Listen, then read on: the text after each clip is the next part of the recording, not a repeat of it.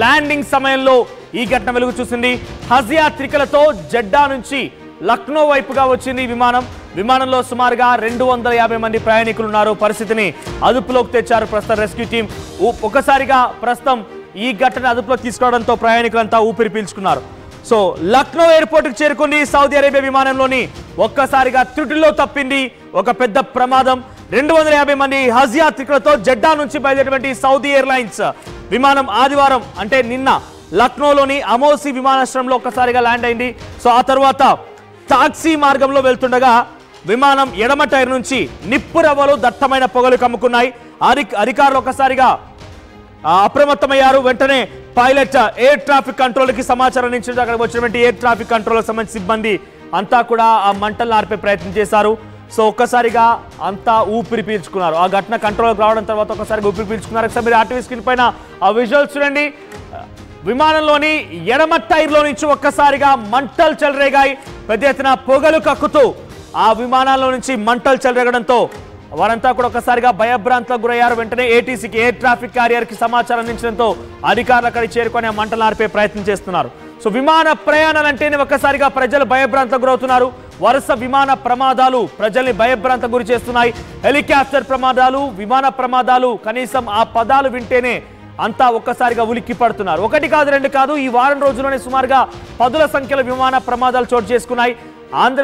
అహ్మదాబాద్లోని ఒక భారీ విమాన ప్రమాదం ఏకంగా సుమారుగా 270 మంది మరణాలకు కారణమైంది. 274 మంది ఈ ఘటనలో ఇప్పటికే అధికారికంగా మరణించినట్టు తెలుస్తోంది. ఇంకా ఈ మరణాల సంఖ్య పెరిగొచ్చని అంచనా వేస్తున్నారు. ఈ రోజు తాజాగా అక్కడటువంటి ఆ శిథిలాలను తొలగించే క్రమంలో మరొక 2 కొత్త మృతదేహాలు కూడా బయటపడ్డాయి.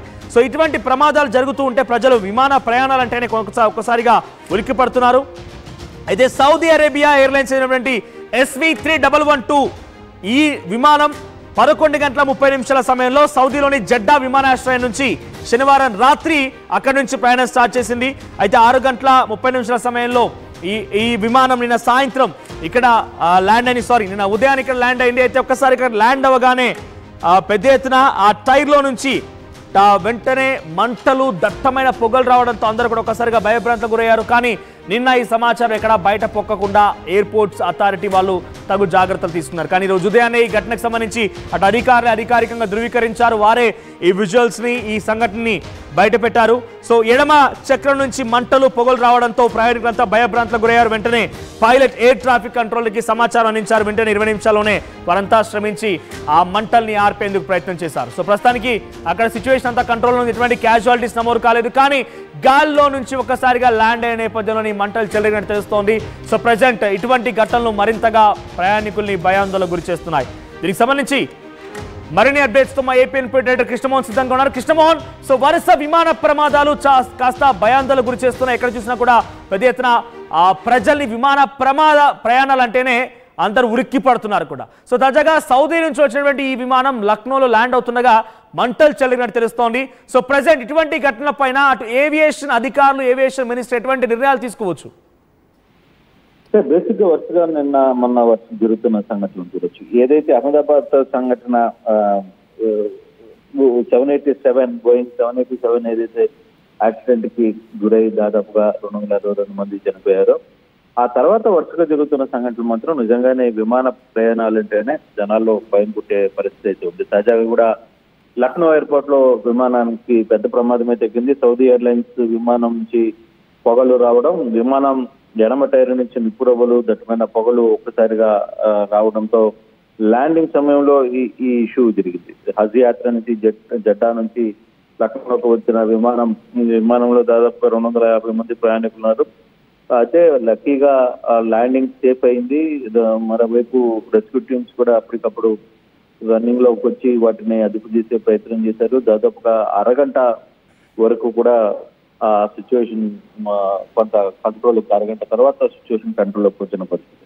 అయితే నిజంగా ప్రయాణికులందరూ ఊపిరి పీల్చుకున్నప్పటికీ కూడా ఒక టెన్షన్ అయితే వరుసగా 2-3 సంఘటనలు జరుగుతున్న పరిస్థితి. 2-3 సంఘటనలు ఇటువంటి సిచ్యువేషనే వస్తోంది. నిజంగానే అసలు ఏం జరుగుతుంది అనే ఒక తీవ్రమైన ఇబ్బంది కలిగే పరిస్థితి కనబడుతుంది.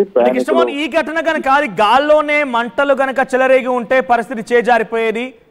ఏటీసీకి సమాచారం ఇచ్చినా గాల్లోనే మంటలు కనుక వచ్చేటువంటి పరిస్థితుల్లో అది కంట్రోల్ కావడం చాలా కష్టంగా మారేది. సో గాల్లోనే కనుక ఈ మంటలు చెలరేగి ఉంటే ఈ ప్రమాద పరిస్థితి మరోలా ఉండేది. అంటే ఇటువంటి వరుస ఘటనలపైన ఏవియేషన్ అధికారులు ఎటువంటి యాక్షన్ తీసుకునే అవకాశం, అంటే స్టాండర్డ్ ఆపరేటింగ్ ప్రొసీజర్స్ని పాటిస్తున్నారా, గైడ్లైన్స్ ఎలా ఉన్నాయి, వాటికి అనుగుణంగా వెళ్తున్నాయా లేదా, డీప్ అనాలిసిస్ జరుగుతుందా లేదా, ఇవన్నీ కూడా క్రాస్ చెక్ నడుస్తున్నాయా?